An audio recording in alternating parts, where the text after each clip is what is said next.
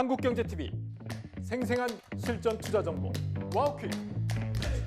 월 5,000원 커피값으로 투자 정보가 내 손 안에 배달됩니다. 와우킥 N에서 만나요. 대장주행 꼬리주 바로 한번 확인해 보도록 하겠습니다. 자, 오늘 대장주 아주아이비 투자 현대무백스 들어와 있고요. 꼬리주에는 비트로네스텍 S2W가 들어와 있습니다. 먼저 아주아이비 투자. 자, 지금 최근 들어서 스피어부터 시작을 해서 이제 우주로 눈을 돌릴 때입니다. 허반석 파트너가 이야기한 이후에 스페이스X 관련된 이슈들이 점점 나오고 있는 것 같습니다. 네. 아주아이비 투자, 이것도 하늘을 위해서 한 번 더 쏠까요? 오늘 쐈거든요. 네. 오늘 쐈는데 거래량을 동반하고서 윗꼬리가 좀 달렸습니다. 지금 구간에서는 너무 성급하게 그리고 너무 급진적으로 여러분들이 비중을 실어서 들어가기는 다소 부담스럽지만 스페이스X가 상장이 된다라고 한다면 미래에셋 벤처 투자 그리고 아주아이비 투자 관련해서는 지분을 보유하고 있는 기업들이기 때문에 추가적인 상승 가능성이 농후하다. 그러면 눌림목에서는 스페이스X가 아주 빠르게 된다면 내년 중반에는 상장에 대한 이야기들이 나오고 있고, 그리고 IPO 사전 조사 그리고 IPO 상장 주관사 이런 것들을 선정했다, 이런 이야기가 나올 때마다 추가적으로 들썩들썩할 수 있는 종목이 바로 아주아이비 투자와 미래에셋 벤처 투자다라는 부분을 참고하셔서 한 종목이 오늘은 뜨거웠습니다. 벤처 투자가 미래에셋 벤처 투자가 먼저 막 뜨거웠는데 네. 아주아이비 투자는 거기에는 미치지 못했거든요. 상한가를 먼저 미래에셋 벤처 투자가 들어가고 아주아이비 투자도 그 뒤를 따라갈 수 있겠다라는 투자 아이디어를 잘 알고 계셨던 분들은 오늘 아침에 이렇게 출발해서 나중에는 이게 반대로 아주아이비 투자는 막 날아가려고 하는 움직임들이 보이고 있는데 미래에셋 벤처 투자는 조금 쉬고 있다라고 한다면 후발주자로 두 종목 중 한 종목을 고를 수 있는 투톱으로 놓고서 여러분들이 지속적으로 볼 수 있습니다. 그런데 아주아이비 투자는 여전히 재무적으로도 굉장히 좋거든요. 예를 들자면 우리나라에서 벤처 투자에서 벤처 캐피탈 쪽에서는 국내 한 10위권 정도의 규모를 가지고 있는데 운용 자산이 약 2조 2천억 원이 넘어갑니다. 그럼 거기서 관리 보수만 100억 원 이상이 들어오고 있는 기업이고 3분기 기준으로 총 영업 수익이 371억 원으로 재무적으로도 탄탄한 기업이기 때문에 이 부분을 참고해 본다면 아주아이비 투자, 눌림목의 스페이스X의 상장에 대한 부분이 완결될 때까지 우리가 투자의 스토리를 그려갈 수 있는 기업 중 하나가 아주아이비 투자다라고 말씀드리겠습니다. 네. 자, 우리 지금 함께 하시는 두 파트너도 투자를 잘 하시는 분이지만 이 회사도 투자를 잘해서 또 상승 흐름이 강하게 나왔으니까 앞으로도 좀 주목해보자라고 이야기를 해주셨고요. 박지훈 파트너는 현대무백스, 어제는 이제 현대차 계열 관련해서 현대위아를 대장주로 좀 들고 오셨잖아요. 근데 오늘은 현대무백스, 로봇이 아직 죽지 않았다라고 보이기는 하는데 개별적으로 올라가는 종목들도 있지만 아쉬운 종목들, 약간 고장난 로봇도 있는 것 같아요. 맞습니다. 일단 진짜 주식 일부를 꼭 여러분들께서 꾸준하게 시청을 해주셔야 될 것 같습니다. 네. 어제 같은 경우에는 애프터마켓에서 좀 전에 살펴보았던 미래에셋 벤처 투자라는 종목을 차트상 초고위험 구간에서 추가 상방 위치를 짚어드렸고, 그리고 또 현대위아를 말씀드리면서 현대무백스에 관련된 의견도 어제 함께 짚어드렸기 때문에 아직 전고점을 도전하지 못한 종목들 중에서 현대그룹주들의 로봇주 중에 현대무백스가 아직 상승 구간을 더 열어두고 있으니 추가적인 전고점 대응을 해보자라는 의견을 드렸습니다. 오늘 어제의 고점을 다시 한번 도전해주면서 오늘 같은 장에서도 기분 좋은 수익을 준 것 같습니다. 오늘 시장을 보게 되면요, AI도 흔들리고 배터리도 흔들리고 자꾸만 실제로 AI가 돌아가는 구조가 맞느냐, 이거 돈이 되는 AI가 맞느냐라는 걸 시장에서 묻고 있습니다. 현대무백스는 어제도 설명드렸다시피 스마트 물류 그리고 자동화 시스템이 본업인 회사입니다. AI 데이터 센터 그리고 반도체 공장, 대형 물류센터 안에서 사람 대신에 옮기고 분류하고 적재하고 관리하는 자동화 시스템을 깔아주는 회사인데요. 즉 AI가 아무리 똑똑해도 현실 세계에서 움직이게 해주는 손과 발이 필요합니다. 오늘의 오라클 이슈는 AI가 안 된다라는 게 아니라 AI에 이렇게까지 돈을 써도 되나의 질문이 키운 불안의 재점화다라고 생각을 하기 때문에 이럴 때 시장은 소프트웨어 AI 그리고 기대만 있는 AI보다는 이미 발주가 나오고 있는 AI 인프라를 보자라는 저의 의견입니다. 그래서 오늘 오전장 시장에 원익홀딩스, 클로봇, SPG, 한라캐스트 등등 수주가 확인된 로봇주들이 잠깐 강한 흐름을 보였습니다. 막판에는 다시금 밀린 모습이지만 오늘의 움직임은 어느 정도 의미가 있다라는 뜻으로 생각이 되기 때문에 어제에 이어서 오늘도 로봇은 견고하다, 빠지면 오히려 좋다라는 의견 정리해드리면서 현대모익스 차트 보시게 되시면 네. 종가가 이전에 고점을 먹어준 모습입니다. 이 구간에서는 충분히 쉬어갈 수 있는 흐름이 나올 수 있다. 추격 매수의 의견보다는 12,000원대까지 밀림의 가능성을 두고 이 흐름을 이어받을 다음 종목을 탐색하시는 게 좋겠죠. 후에 인사이트 큐 시간과 등등 많은 종목들 준비되어 있으니까요. 잠시 후에 설명 이어가 보도록 하겠습니다. 네. 자, 일단 대장주의 흐름을 살펴봤고요.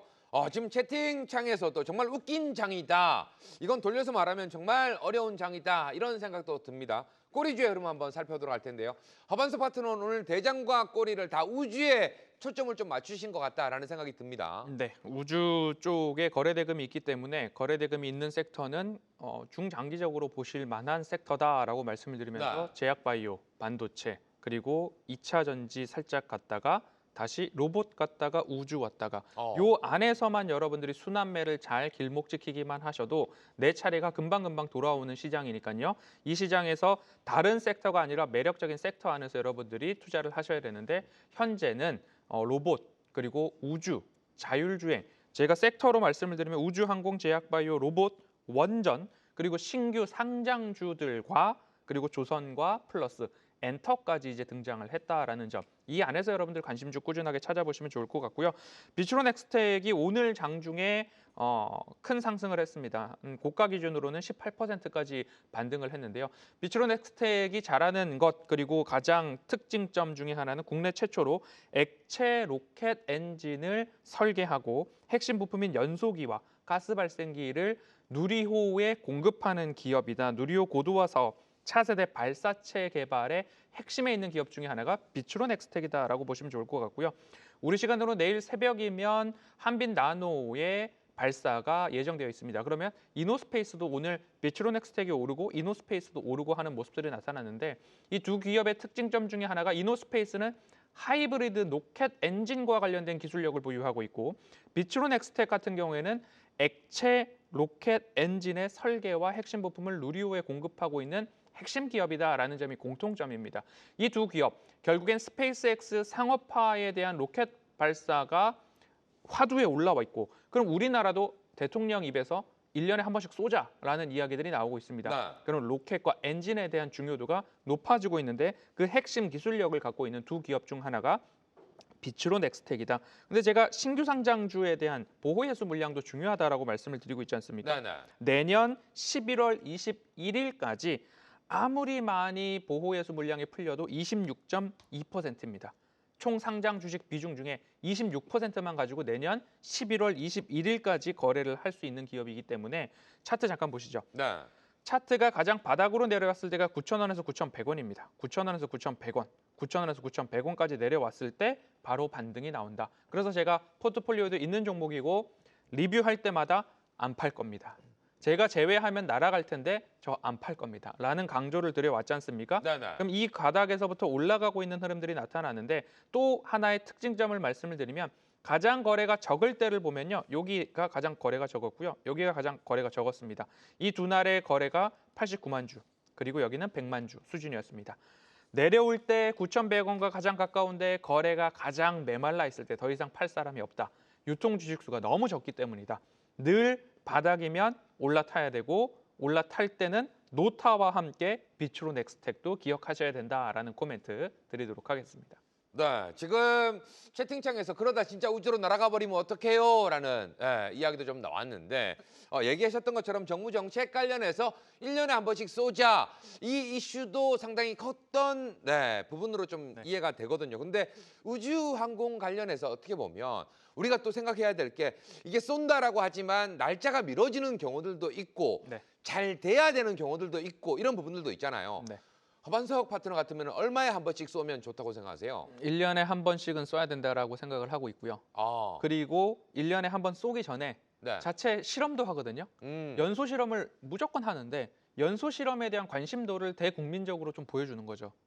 그러면 쏘는 효과가 사실 투자자 입장에서는 연소 실험이 성공했습니다. 한번 쏜 거나 마찬가지거든요. 어허. 예, 그런 이야기들도 우주는 이제 여러분 일론 머스크가 화성에 가는 게 꿈인데 거기에 대한 큰 그림을 그려놨잖아요. 태양광 네. 발전부터 해가지고 로봇도 만들어놨고 자율주행도 만들어놨고 이제 로켓으로 다 이제 로봇을 옮기는 실험까지도 하고 있는 상황이기 때문에 우리나라도 결국엔 이러한 기술력을 갖고 있는 기업 꼭 붙들고 계셔야 된다라는 이야기, 실체가 있는 기업은 붙들고 계셔도 좋다라는 이야기 다시 한번 드리겠습니다. 네, 1년에 한 번씩 쏘면 좋겠다. 허반사 파트너 회식할 때 한번 쏘는 것처럼 네, 쐈으면 좋겠다라는 생각도 드네요. 자, 이어서 박지훈 파트너의 꼬리 주는 S2W.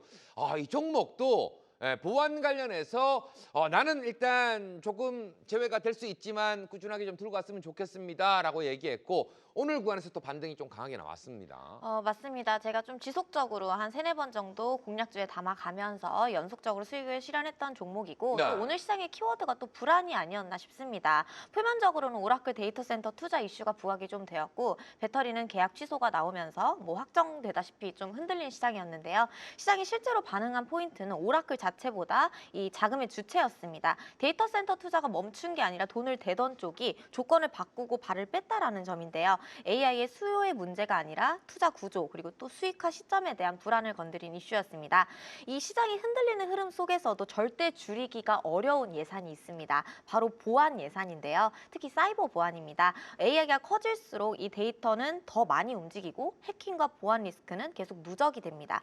쿠팡 사태도 이 보면 내부 고객 정보 노출 논란과 시스템 접근 권한 문제로 갈등이 점화되고 있는 시점에서는 시장이 흔들릴 때 또 이런 이슈가 더 부각이 되기도 하거든요. 이건 우려하던 보안 리스크가 현실화된 상황이고 보안은 기술 기대감보다도 먼저 돈을 쓰는 항목이다라는 거를 중장기적인 구조로도 한번 체크해 보셨으면 좋겠습니다. 왜냐하면 이 보안 리스크는 한번 터지게 되면 회복 비용이 굉장히 크고요. 신뢰가 깨지게 되면 돌이킬 수 없다라는 성격이 있기 때문인데요. S2W는 단순하게 방화벽 회사가 아닙니다. AI 기반의 보안 분석 그리고 또 이상행위 추적 그리고 또 포렌식 쪽에 강점이 있는 기업이다라는 걸 짚어드리고 싶고요. 쉽게 말하면 막는 것보다 사고가 났을 때 누가 어디서 어떻게 뭘 했는지 밝혀내는 회사입니다. 오늘처럼 AI 투자와 데이터 센터 확대 이야기가 다시 나오게 되면 보안은 항상 뒤늦게라도 수급이 붙는 구조이기 때문에 네. AI 투자는 미루게 되어도 보안 예산은 가장 줄이기 어렵다라는 점을 강조해 보고 싶습니다. 그래서 이 흔들리는 장 속에서 좀 구조적으로 계속 살아남는 종목이 무엇이 있느냐. 오늘 한 10%에서 15% 사이대 강한 상승 흐름이 나왔는데요. 이제부터라도 좀 관심을 가져보시면 좋겠다라는 관점에서 다시 한번 체크를 해드립니다. 차트 한번 보시게 되시면은요. 제가 사고 팔았던 가격대가 너무나도 명확합니다. 지금 선을 긋고 놓고 보면 이 가격대 그리고 이전에 저항을 받았던 25,000원대에서 한번 수익 실현을 했었고 다시 한번 25,000원대를 기준으로 해서 27,000원대까지 사고 팔고 하면서 연속적인 수익을 챙겼습니다. 그리고 또 가장 최근에 수익을 챙겼던 시점은 3만 원대까지 우리가 단기적으로 보자라고 해서 이전에 최근에 저항 구간이 가장 많이 달린 32,000원대를 공략을 하기도 했습니다. 네. 지금 오늘 자리에 종가 보시게 되시면 시장이 흔들림에도 불구하고 상당히 강한 흐름을 보여주었는데요. 이 3만 원대의 가격은 이전에 상한가를 만들었던 가격 그리고 또 거래가 가장 많이 집중됐었던 가격으로 다시 회귀해준 시점입니다. 지금 가격부터는 다시 한번 32,000원대, 35,000원대를 추가적인 상방을 열어두고 볼 수가 있다라는 의견이고요. 아무래도 구조적인 수혜 그리고 이전에 AI 데이터 센터가 확장되면 확장될수록 보안 인프라는 무조건 보셔야 된다. 그래서 지금 가격부터 단기적으로 상방을 추가적으로 열어보셔도 좋다. 여기까지 정리해드리도록 하겠습니다. 네. 자, 오늘 뭐 처음 보시는 분이신지는 잘 모르겠지만 채팅방에서 이 여자분 우리 박지훈 파트너한테 하는 얘기인 것 같아요. 고수의 느낌이 난다라고 남겨주신 분도 있습니다. 자, 진주일보 함께 하시면 더 고수처럼 느껴질 테니까 끝까지 함께 해주시길 부탁드리겠습니다. 자, 대장된 꼬리주의 흐름 살펴봤고요. 자, 이어지는 시간 인사이트 Q 시간으로 한번 넘어가 보도록 하겠습니다. 오늘 시장 핫 이슈가 내일 시장에서도 수급, 돈이 몰릴 수 있을까? 답을 듣는 시간이 되겠는데요. 첫 번째 이슈부터 바로 한번 확인해 보도록 하겠습니다. 자, 오늘 시장 오라클 충격대 마이크론 호재 관련해서 AI 반도체 전략은 어떻게 잡아야 할까? 어느 쪽에 더 신경 써야 할까라고 물어봤습니다. 자, 두 분의 답 바로 한번 확인해 보도록 하겠습니다. 먼저 허반석 파트너는 마이크론 실적 호재에 더 주목을 해야 한다. 박지은 파트너는 아니야 오라클 충격에 조금 더 경계를 해야 한다라고 남겨주셨습니다. 자, 그렇다면 주목할 키워드는 또 어떤 쪽에 관심을 가져야 할까도 물어봤습니다. 바로 한번 확인해 보도록 하죠. 자, 먼저 허반석 파트너는 연결 키워드로 HBM 신경 써야 한다. 우리 박지은 파트너는 틈새 키워드로 인프라 쪽을 잡아주셨네요. 허반석 파트너, 네. 일단은 호재에 더 관심을 좀 가져야 된다. 네. 이렇게 좀 보고 계시는 거죠? 네, 개인 투자자분들은 숏보다는 네. 올라가는 쪽에 투자하는 분들이 대부분이고 숏 치는 것들은 전문 투자자나 기관 투자자, 사모펀드, 헤지펀드들이 주로 하기 때문에 네.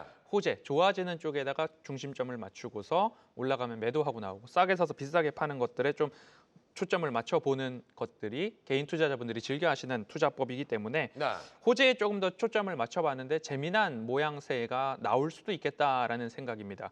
우리가 삼성전자가 아주 바닥 5만 5천 원 아래에서부터 11만 원까지 올라올 때 슈퍼사이클이라는 단어가 언론에 딱 등장했을 때 경계심이 많이 들었거든요. 네. 네. 근데 마이크론이 지금 실적 발표 후에 가이던스를 제시를 하고 나서 장전 애프터마켓, 이제 장전 시간의 거래에서 10%까지 올라가는 모습들이 좀 네. 나타났단 말이죠. 그래서 내용들을 살펴보면 분기 매출은 전년 대비 57% 증가를 했고 예상치는 128억 달러 이상이고요. 그다음 주당 순이익은 예상치는 3.95불이었는데 4.78불까지 올라왔습니다. 모두 다 시장의 예상치를 상회하는 서프라이즈의 실적을 발표를 했습니다. 여기까지는 서프라이즈였습니다. 그런데 가이던스를 제시를 했는데 가이던스가 다음 분기 매출이 183억 달러에서 191억 달러, 그리고 총 이익률이 68%, 주당 순이익률이 이번 분기에 4.78달러였는데 8.22달러나 8.62달러까지 가이던스를 제시를 했습니다. 그리고 결국엔 사상 최대 실적을 가이던스로 제시를 했는데 이 그림이 실로 사실로 연결될 때는 어떤 그림이냐면 엔비디아가 23년도 2분기에 가이던스를 제시를 할 때 딱 이런 그림이었거든요. 엔비디아가 다음 분기 가이던스를 23년도 2분기에 제시를 할 때 컨센이 7조 1천억 달러였습니다. 그런데 엔비디아가 가이던스를 제시를 할 때 11조 달러를 불러버렸던 거죠. 그러면 어떤 일이 생겼느냐? 차트 흐름 보시죠. 지금이 23년도 차트의 엔비디아거든요. 그런데 그때 당시에 5월 말, 6월 초 2분기 가이던스를 제시하던 때가 바로 이 지점이거든요. 이 지점의 주봉 차트로 한 주간 상승률이 26% 올라갑니다. 그 이후에 슈퍼 사이클이 아닌 메가 사이클을 이렇게 그려버리는 그림이 나왔는데 이 당시가 바로 23년도 2분기였습니다. 지금 마이크론이 이런 그림으로 우리가 마이크론을 가지고서 우리나라의 모 기업이 소금 강산에서 리튬이 나오고 있고 거기서 뭔가를 캐면 이렇게 될 겁니다라고 빵빵빵 이야기를 했지만 아무것도 없었던 일종의 쓰레기였단 말이죠. 그런데 마이크론이라는 회사가 가이던스를 그렇게 부르진 않았을 거다라는 생각이 스치우면서 오늘 밤 마이크론이 어떻게 움직이느냐에 따라서 반도체의 사이클이 슈퍼 사이클이 아니라 메가 사이클로 갈 것인가, 엔비디아의 23년도 2분기 그림이 시작될 것인가를 조금 더 면밀히 관찰하고 공부해 볼 필요가 굉장히 높겠다라는 이야기 드리겠습니다. 자, 일단 호재에 좀 집중해 보자라고 이야기를 좀 해주셨고요. 채팅창에 갑자기 먹는 이야기들이 나오기 시작했습니다. 유린기 시켰어요. 떡볶이 먹고 싶어요. 그랬더니 밑에 지금 배고파요 이런 얘기들이 나오는데 혹여나 방송 보시는 분들 중에 종목이 고픈 분들 이분과 함께 해야 되겠죠. 박지은 파트너. 근데 오늘은 조금 악재의 경계를 좀 두자 이렇게 또 이야기를 해주셨어요. 맞습니다. 왜냐하면 호재 부분에 대해서는 우리가 이미 또 알고 있는 것들도 있고 네. 넓게 보면은 이거는 상승을 위한 명분일 뿐이다, 지나가는 과정이다라고 생각을 하고요. 하지만 오늘 시장만 딱 놓고 보면 네. 뭔가 마이크론 실적은 묻힌 기분, 오라클에 더 집중해서 악재를 받아들이는 느낌이 더 강했습니다. 네. 그래서 마이크론 실적 상회는 이미 시장이 좀 기대하던 방향이 어느 정도는 있었고 메모리 업황이 또 바닥을 지나고 있고 AI 서버 쪽에 수요가 살아있다라고 하는 건 이미 주가의 상당 부분 반영이 되어 있습니다. 또 넓은 구조로 보게 되면은 메가 사이클로 진입을 할 거다, 앞으로의 더 큰 상승이 기대가 된다라고 하는 만큼 전망도 굉장히 좋습니다. 하지만 이 오라클 이슈에 대해서는 결이 조금 다르다라는 걸 좀 짚고 싶은데요. 이건 AI 수요가 꺾였다라는 게 아니라 AI를 굴리는 데 들어가는 돈, 즉 자금 조달과 수익화 구조에 대한 문제를 잠시 일시적으로 건드려준 부분입니다. 앞서 말씀드렸다시피 AI가 되느냐 안 되느냐를 묻는 단계가 아니라 AI가 언제부터 돈이 되는가를 리스크를 보기 시작한 시점이기 때문에 지금은 기술 네. 리스크보다도 금융 리스크 그리고 또 설비 투자 리스크가 조금 더 걱정할 만한 요인이었다라는 걸 생각하고요. 전략으로 제가 틈새로 보아야 될 종목은 역시나 큰 구조의 AI의 큰 그림을 위해서 인프라를 틈새로 공략을 해보자라고 생각을 합니다. AI 수요는 살아있는데 돈이 많이 드는 쪽만 지금 흔들리고 있으니까 반도체 장비 그리고 또 열관리 쪽인 한미반도체, GST 등등 반도체 장비 종목들은 AI 서버가 늘어날수록 열관리와 후공정 장비가 필수이기 때문에 AI의 수요를 반도체 쪽에서 먼저 확인해 보자라는 의견이고요. 두 번째는 지속해서 말씀드리고 있는 전력 인프라 라인입니다. 뭐 재룡전기, 효성중공업, LS 일렉트릭 쪽 AI를 짓는 쪽이 아니라 이미 팔고 있는 쪽이기 때문에 이 설비 투자에 대한 선투자가 아니라 유지, 증설, 효율 개선에 붙는 구조를 봐야 된다라는 의견입니다. 그래서 단기적인 악재가 있었지만 구조적으로는 우리가 기회로 볼 수 있는 구간이다라는 점을 한 번 더 짚어드리고 싶고요. 상승을 위한 순환매의 명분일 뿐이다. 이렇게 의견 정리해드리도록 하겠습니다. 네, 첫 번째 이슈 살펴봤고요. 계속해서 두 번째 이슈 바로 한번 확인해 보도록 하겠습니다. 자, 대장주 이야기할 때 이야기 나왔던 스페이스 X 테마가 요즘 뜨고 있습니다. 중장기 관점에서 진짜 수혜주를 골라봐야 되겠죠. 두 분의 답 바로 한번 확인해 보도록 하겠습니다. 자, 허반석 파트너 역시나 변함없이 스피어 이야기해주고 계시고요. 우리 박지훈 파트너는 나라 스페이스 테크놀로지를 골라주셨네요. 아까 뭐 비츠로 넥스텍 이야기할 때도 채팅방에서는 스피어가 대장이지라고 이야기를 좀 많이 했었거든요. 네. 역시나 대장으로 좀 보고 계시는 거예요. 그렇습니다. 스페이스X가 흥하면 네. 우리나라 기업 중에 누가 제일 돈을 많이 벌까를 생각해 보시면 스피어를 아직 따라갈 기업이 없다라는 건 명시상부하고요. 네. 스페이스X의 기업 가치가 늘어나게 된다면 앞서서 말씀드렸던 아주 IB 투자나 미래에셋 벤처 투자가 돈을 지분 가치에 따라서 평가 이익이 늘어날 거다. 그래서 스피어 같은 경우에는 지금 제가 그저께랑 어제까지 해가지고 730만 주 정도의 전환사채, 전환 추가 상장 물량의 오버행 이슈가 있기 때문에 차트 흐름들을 봤을 때는 12,000원과 11,000원 사이에서 모아갈 수 있다. 그리고 난 중기적으로 바라볼 거야 라고 하시는 분들은 11,000원과 12,000원 사이에서 모아가는 전략으로 보셔야지 지금 당장에 투자해서 지금까지 올라왔던 50%, 60%의 상승이 곧장 추가될 거야라고 하기에는 투자 방법에 있어서는 조금 무리가 있다라는 말씀드리고 싶습니다. 네. 앞서서 말씀드렸듯이 스피어, HVM, 비츠로 넥스텍, 미래에셋 벤처, 아주 IB 투자 이 정도를 가지고서 여러분들 스페이스X 관련주 압축해 보시면 좋겠습니다. 자, 이어서 박지훈 파트너의 종목. 자, 신규 상장 관련돼서 따끈따끈합니다. 어제 상장을 한 회사인데 자, 오늘 그래도 반등이 좀 나왔는데 이거 중장기로 봤을 때는 긍정적이라고 보시는 거예요? 네, 일단 우주산업 자체가 지금 앞으로 더 엄청날 거다라는 걸 확정적으로 말씀드리기 조금 애매한 산업이잖아요. 네. 그리고 또 초기 기업 특성상 적자 구조인 회사가 아직 많고 우주산업 특성상 이 발사와 운영 이벤트에 대한 리스크가 어느 정도 공존하기 때문에 이 우주산업 스토리의 서막이다. 하지만 지금을 놓고 확정적으로 볼 수 있는 종목을 말씀드리기는 어려울 것 같습니다. 그래서 스토리를 가지고 있는 종목 중에 좀 중장기 구조적으로 설명을 드리고 싶어서 제가 이 종목을 가지고 왔는데요. 초소형 위성 기반의 우주 데이터 플랫폼 기업이고요. 위성 설계 그리고 또 제작 운영을 담당하고 있습니다. 위성에서 얻은 데이터를 AI로 분석해서 그리고 또 가공해서 판매를 하고 있는 기업이고요. 환경, 기후, 또 국방, 재난, 농업 등 데이터가 필요한 모든 영역이 고객이 되는 구조입니다. 즉 위성을 만드는 회사가 아니라 위성 데이터를 파는 회사인데요. 이 스페이스 X의 본질은 로켓 발사 비용을 낮춰서 위성을 많이 쏘는 구조입니다. 그 다음에 좀 필연적으로 필요한 게 위성 이미지와 관측 데이터 그리고 또 분석과 가공 서비스인데요. 이 나라 스페이스 테크놀로지는 스페이스 X가 쏘아 올린 위성을 어떻게 돈으로 바꾸느냐에 가장 가까운 포지션이기 때문에 물론 적자 구조가 아직 초기 기업의 특성 상이므로 구조적인 스토리를 보자라는 내용에서 말씀드리고요.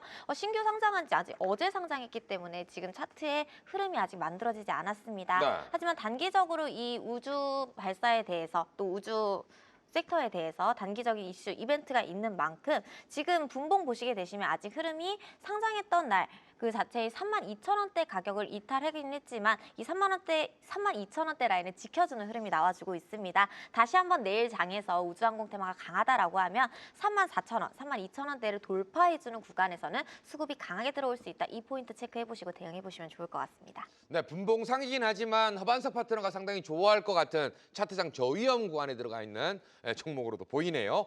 자, 계속해서 세 번째 이슈도 바로 한번 확인해 보도록 하겠습니다. 자, 오늘 상장한 알지노믹스 나는 몰랐죠 라고 생각 들 정도로 상장 첫날 따따블 성공을 해버렸습니다. 자, 내년이 더 기대되는 하반기 새내기 탑픽 2 골랐습니다. 어떤 종목들이 있을지 바로 한번 확인해 보도록 하겠습니다. 자, 먼저 허반석 파트너는 세나 테크놀로지를, 박지은 파트너는 노타. 야, 이거 바뀐 것 같은데요. 네. 자, 계속해서 두 번째 종목들도 바로 한번 확인해 보도록 하겠습니다. 에임드 바이오를 들고 오셨고요. S2W를 들고 오셨네요. 자, 먼저 허반석 파트너한테 바로 두 종목 이야기 들어보도록 하죠. 신규 상장주들이 최근 들어서 진짜 시장이 어려울 때마다 슈팅이 빡빡 나오는 모습이 나오더라고요. 그러니까 하나의 섹터로서 신규 상장주도 지속적으로 반복해서 말씀을 드리고 있는데 네.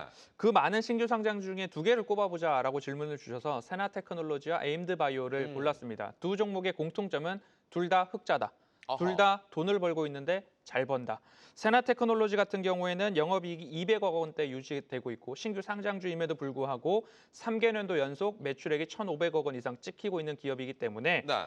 해외에서 더 잘 팔린다라고 보시면 좋겠고요. 내년도까지 현재 기준으로는 36.22%의 유통 주식수를 갖고 있습니다. 그리고 6개월 보유예수가 2.41%밖에 되지 않기 때문에 아직까지도 40% 미만의 품절주에 해당된다. 에임드 바이오 같은 경우에는 상장 이전에 이미 3조 원 규모의 기술 계약을 이미 해놓은 기업이고요. 현금성 자산이 882억 원, 그리고 유통 주식수가 내년도까지 24% 초품절주에 해당하기 때문에 이 또한 관심권으로 두시고 돈을 버느냐, 그리고 유통주식 비중이 적은가, 그리고 차트상 저위험 구간인가라고 본다면 이 두 종목 관심 가져보셔도 좋겠습니다. 네, 이어서 박지은 파트너의 두 종목. 자, 일단 SW는 초반에 꼬리주에서만 확인을 했었고 노타, 이거는 오늘 허반석 파트너가 이야기를 했어야 될 것 같은데 박지은 파트너가 확 가로채 버리셨어요. 맞습니다. 저희 두 분에서 계속 반복적으로 좀 말씀을 드렸던 종목이기도 하고 네. 또 돈을 버는 AI느냐 이게 계속 화두에 오르고 있는데 또 노타 같은 경우에도 돈을 벌고 있는 AI다. 그리고 또 거품론과 상관없이 엣지 AI 기반 그리고 또 경량화 AI 그리고 이미 매출이 발생하고 있는 구조다. AI를 빌려 쓰는 회사가 아니라 AI를 팔아서 이미 돈을 벌고 있는 회사다. 이 포인트 하나면 좀 충분한 것 같습니다. 지금의 가격도 너무 매력적이다라고 생각이 되고요.